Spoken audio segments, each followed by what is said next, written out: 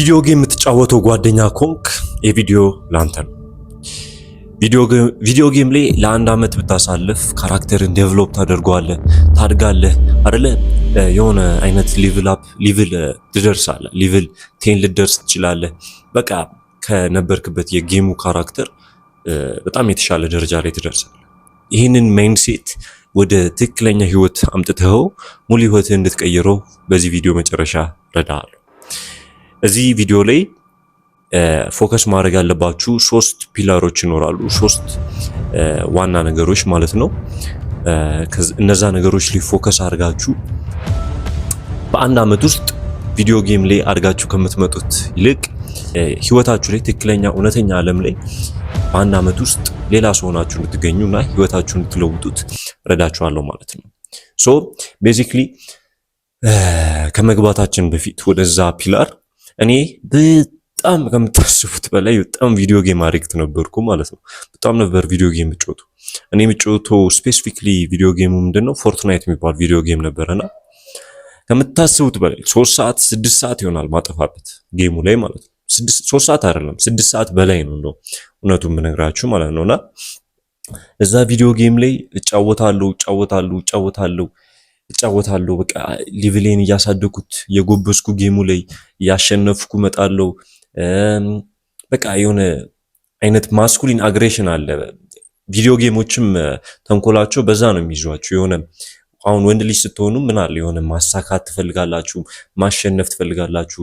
ይሄ ሌላ ወንዶችን በዛ ኤሪያ ያሉ ማሸነፍ ትፈልጋላችሁ፣ በልጣችሁ መገኘት ትፈልጋላችሁ። የሆነ ኮምፒቲቲቭነስ አለ አይደል? የሆነ ተወዳዳሪነት አለን ውስጣችን ላይና ያንን ነገር ቪዲዮ ጌም ላይ እንድታደርጉት ያደርጋችሁና እውነተኛ ዓለም ላይ እንዳትለወጡ ያደርጋችኋል። ትልቁ ጉዳት የቪዲዮ ጌም እሱ ነው።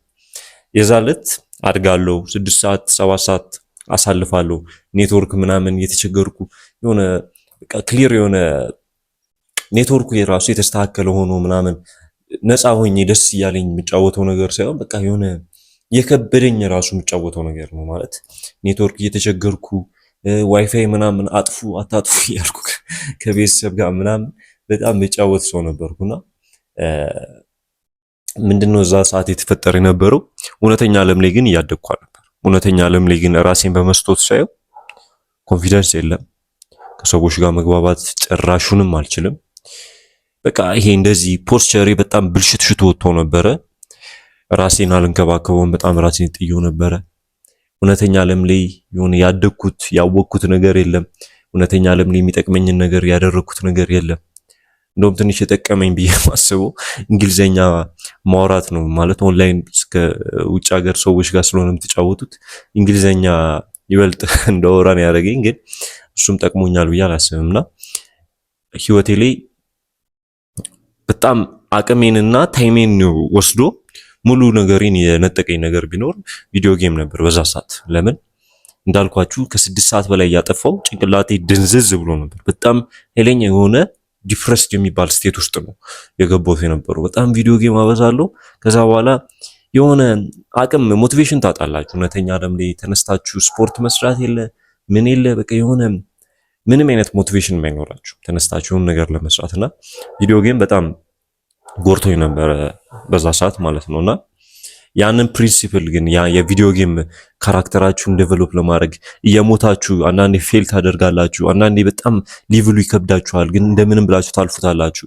ያንን ነገር እውነተኛ ዓለም ላይ አምጥታችሁ ብትጠቀሙት ግን በሁሉም የህይወታችሁ ክፍል በአንድ አመት ውስጥ ቪዲዮ ጌም ላይ የምታጠፉትን ጊዜ እና አቅም ወደ እውነተኛ ዓለም ተርጉማችሁ ላይፍ እንደ ቪዲዮ ጌም አይታችኋት ደግሞ ሌቭል አፕ ታደርጉ ሙሉ ለሙሉ ህይወታችሁን መቀየር ትችላላችሁ። አሁን ቀጥታ ወደ ቪዲዮ እንግባ። አንደኛው ነገር ለሚመጣው 3 እስከ 6 ወር ቻሌንጅም ነው ማደርጋችሁ። አንደኛው ነገር የሚሆነው ፊትነስ ላይ ሌቭል አፕ ማድረግ ነው። ፊትነስ ላይ እንደ ጌም እንድታዩት ነው ፈልገው አቋማችሁን መገንባት ማለት ነው። ሌቭል 1 ብላችሁ እንድትጀምሩ ማለት ነው። ሌቭል 1 ብላችሁ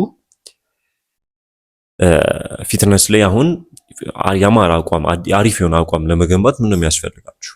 አንደኛ ስፖርት ቤት በኃይለኛው የምትሰሩበትን ኪሎ እየጨመራችሁት እሱ ራሱ እንደ እንትን ነው። በቃ እንደ ሊቨል ነው። ኪሎአችሁን በጨመራችሁ ቁጥር የምትሰሩበትን ኪሎ በጨመራችሁ ቁጥር የምትበሉትን ፕሮቲን እየጨመራችሁ በመጣችሁ ቁጥር እንቅልፋችሁን ባስተካከላችሁት ቁጥር አቋማችሁን እየገነባችሁት በጣም አሪፍ የሆነ አቋም ትገነባላችሁ። በጣም እንትን ባላችሁ ቁጥር ማለት ነው። ሊቨል አፕ እያደረጋችሁ በመጣችሁ ቁጥር ኪሎ ላይ ማለት ነው።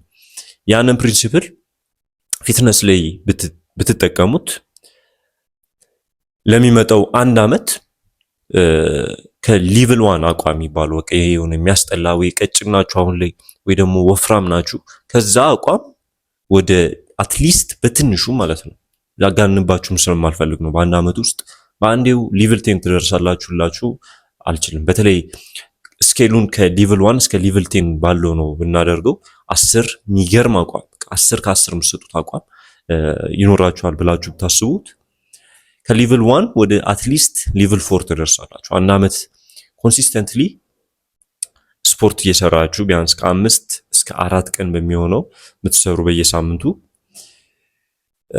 ዳይታችሁን የምታስተካክሉት የምታገኙትን የፕሮቲን መጠን የምታስተካክሉት እና ፕሮቲናችሁን ከፍተኛ አድርጋችሁ ሄልዚ የሆነ ሚል አዘጋጅታችሁ ካርባችሁንም በስትክክል እየበላችሁ ስለ ዳይት በረንብ እያወቃችሁ መታችሁ ዳይታችሁን የምታስተካክሉት እንቅልፋችሁንም በስትክክል ኳሊቲ የሆነ እንቅልፍ ማግኘት ብትጀምሩ ከሊቭል 1 በ1 ዓመት ውስጥ ወደ ሊቭል 4 ታድጋላችሁ ማለት ነው።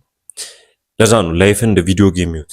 ላይፍ ግን ያው ከቪዲዮ ጌም ትንሽ የሚለየው ነገር ምንድነው? ትንሽ ይከብዳል። ላይፍ እንደ ቪዲዮ ጌም ማየት ቀላል አይደለም። እንደ ቪዲዮ ጌም ዝም ብላችሁ ቁጭ ብላችሁ በጆይስቲክ ምናምን ስትሞቱ ድጋሚ መነሳት ምናምን የለም ላይፍ ላይ ማለት ነውና እንደዛ የሆነ ቀለል ያለ ነገር አይደለም የሚሆነው። ግን ዴቨሎፕ ለማድረግ እንደ ማን በቃ እንደው ማስኩሊን የሆነ ወንድ ግዴታ መስዋዕትነት ይጠይቃል እና ያን መስዋዕትነት ደግሞ ለመቋቋም ዝግጁ መሆን አለባችሁ። መጀመሪያው ነገር የሚሆነው ፊትነስ ላይ እነዚህ 3 ነገሮች ላይ ፎከስ አድርጋችሁ ስፖርቱ ላይ፣ እንቅልፍ ላይ እና ዳይት ላይ እነሱን ሊቭል አፕ ያደረጋችሁ ኮንሲስተንትሊ ከሰራችሁ ሊቭል አፕ ማድረግ ትችላላችሁ በዚህ 1 ዓመት ውስጥ ማለት ነው። ሁለተኛው ነገር ደግሞ የሚሆነው ዕውቀታችሁ ላይ ነው።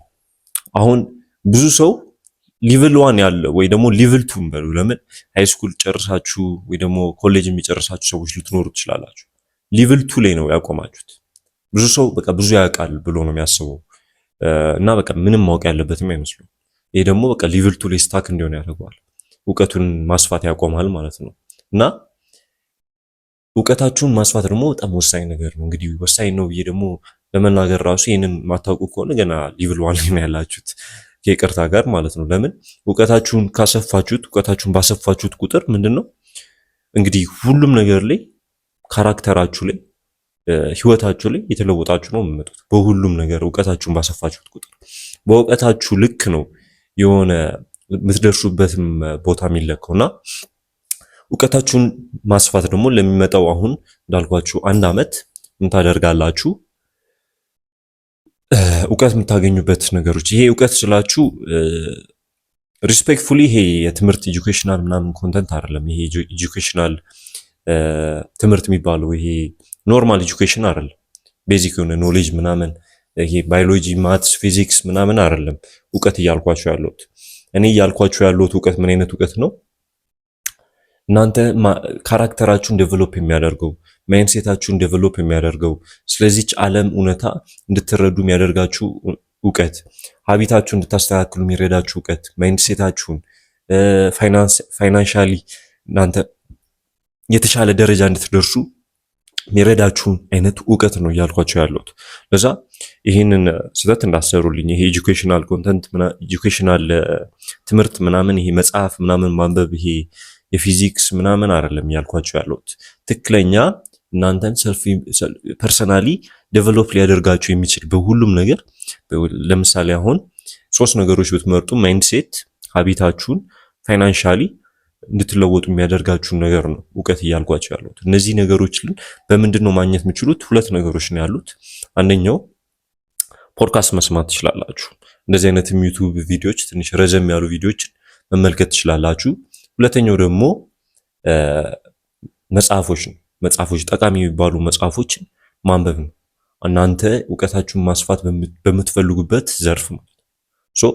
እነዚህ ነገሮች ላይ አሁን ላይ በእርግጠኝነት እንትኑን ከጨረሳችሁት ይሄ ሃይ ስኩል ኮሌጅ ምናምን ከጨረሳችሁት ሊቭል 2 ላይ ነው ያላችሁት። ግን ገና ሊቭል 10 ለመድረስ ገና ብዙ የሚቀራችሁ ነገር አለ። ይበልጥ እያወቃችሁ ስትመጡ ምንም እንደማታውቁ ነው የሚሰማችሁ ይባላል አይደል? የሆነች አባባል አለች እንደዛ። በጣም ትልቅ እውነታ ነው። ለምን ይበልጥ እያወቃችሁ ስትመጡ እኔ ድሮ በጣም አውቃለሁ ብዬ አስባለሁ። ኢቭን 16 ዓመት ላይ ሆኜ ምንም ሁሉም ነገር ማውቀው ይመስለኛል። ግን እንደዛ አይደለም። ያደጋችሁ ስትመጡ ይበልጥ እያወቃችሁ ስትመጡ የሆነ ነገር ላይ ስገቡ ጥልቅ ብላችሁ ስገቡ ምንም እንደማታውቁ ገና ሌላ ዓለም እንዳለ ነው የሚሰማችሁ። ከዛ እውቀታችሁን እያሰፋችሁት ስትመጡ ግን በቃ አላ በጣም ብዙ ህይወታችሁ ክፍል የተለወጣችሁ ትመጣላችሁ። እውቀታችሁን ማስፋት ግን እዚህ ጋር አንድ ስህተት መስራት የሌለባችሁ አክሽን መውሰድ አለባችሁ። አክሽን እየወሰዳችሁ ነው እውቀታችሁን ማስፋት ያለባችሁ። እውቀታችሁን በምታስፉበት ልክ አክሽን እየወሰዳችሁ ነው ማለት የምታገኙትን እውቀት ተግባር ላይ አውላችሁት እውነተኛ ዓለም ላይ እንትን ማለት አለባችሁ። ብዙ ሰው ተግባር ላይ አውለውም ዝም ብሎ ኮንሱም ያደርጋል። እንደዚህ አይነት ቪዲዮ እያየ ምንም ነገር አይለውጥም። ግን የሆነ ሰልፍ ኢምፕሩቭመንት ማስተርቤሽን እየሆነ ይመጣል ይባላል። ሰልፍ ኢምፕሩቭመንትን ዝም ብላችሁ ኮንሱም እያደረጋችሁት የተለወጣችሁ ይመስላችኋል እንጂ ምንም የተለወጣችሁ አይደል። ግን ውስጣችሁ ላይ የሆነ ደስታ ይፈጥርባችኋል የተለወጣችሁ እንደሆነ ማለት ነው። አክሽን ውሰዱ። ሶስተኛው ነገር ደግሞ የሚመጣው አንድ አመት ምንድነው? መኒ ነው። መኒ ዋይዝ ደግሞ መኒያችሁን ማሳደግ ነው። ሊቭል 1 የሆነ ኢንካም ካላችሁ ሊቭል 10 ለማድረስ በቃ በኃይለኛው እንትን ማለት ነው። እዛ መኒያችሁን ለማሳደግ ከምን ጋር እንመልሰዋለን? እውቀታችሁን ማስፋት ጋር ስለ ማርኬቲንግ፣ ስለ ሴልስ፣ ስለ ችግር መፍታት እና ምንድነው አሁን ያለንበት ጀነሬሽን ላይ የሚሰራው ነገር ምንድነው? ምን አይነት ዲጂታሊስ ምንድነው? አሁን ብር ለመስራት ምን አይነት ስኪል ያስፈልገኛል የሚለውን ነገር እውቀታችሁን አስፉት። እውቀታችሁን በደንብ እያሰፋችሁት ፋይናንሻሊም ደግሞ የምታገኙትን መጠን እያሰፋችሁት ይሄ ሎንግ ዌይ ነው የሚሆነው። አሁን በአንድ አመት ውስጥ እንደሌላው ኢንፍሉዌንሰር በ8 ደቂቃ 6 ፓክ ምናምን ያልኩ አይደለም የምቀበጣጠርባችሁ። ሎንግ ዌይ እንደሚሆን ማወቅ አለባችሁ። በአንድ አመት ውስጥ የምታገኙትን የገቢ መጠን ቢያንስ ከሊቭል 1 ወደ ሊቭል 2 ወይ ሊቭል 3 ልታደርጉት ትችላላችሁ። በምታወጡት ወርክ ልክ ማለት ነው። ለሁሉም ሰው እኩል ደግሞ አይሆንም። ለዛ እንደዛ እያላችሁ ለሚመጡት አሁን አንድ አመት ቪዲዮ ጌም የምታጠፉትን ጊዜ ቪዲዮ ጌም ላይ ብታጠፉት እንዳልኳችሁ አቅማችሁን፣ ጊዜያችሁን እና ምንም እውነተኛ ዓለም ላይ የምትለወጡት ነገር አይኖርም። ትንሽ ኢንተርቴን ልትሆኑ ትችላላችሁ። ግን ይሄ ደግሞ ዶፓሚናችን በተፈጥሯችን የሆነ ነገር ደጋግመን ባደረግነው ቁጥር የሚያስደስተን መጠን የቀነሰ ይመጣና ድብርት ውስጥ ነው የምትወድቁት። ምንም ድሮ የሚያስደስቷችሁ ነገሮች አያስደስታችሁም። ጌሙም አያስደስታችሁም። በቃ ዝም ብላችሁ የምትጫወቱት ነገር ነው የሚሆነው። ዝም ብሎ እንደ ስራ ይሆንባችኋል፣ የሆነ እንደ ምግብ ይሆንባችኋል እንጂ የሆነ የምትደሰቱት ነገር አይሆንም። ለዛ ምንድነው ማድረግ ያለባችሁ? ቪዲዮ ጌምን ሙሉ ለሙሉ ከተወት ታደርጉትና እውነተኛ ዓለም ላይ ካራክተራችሁን ዴቨሎፕ ማድረግ ትጀምራላችሁ ማለት ነው። ስለዚህ ይሄ ቪዲዮ ከተመቻችሁ ሰብስክራይብ ማድረጋችሁን እንዳትረሱ።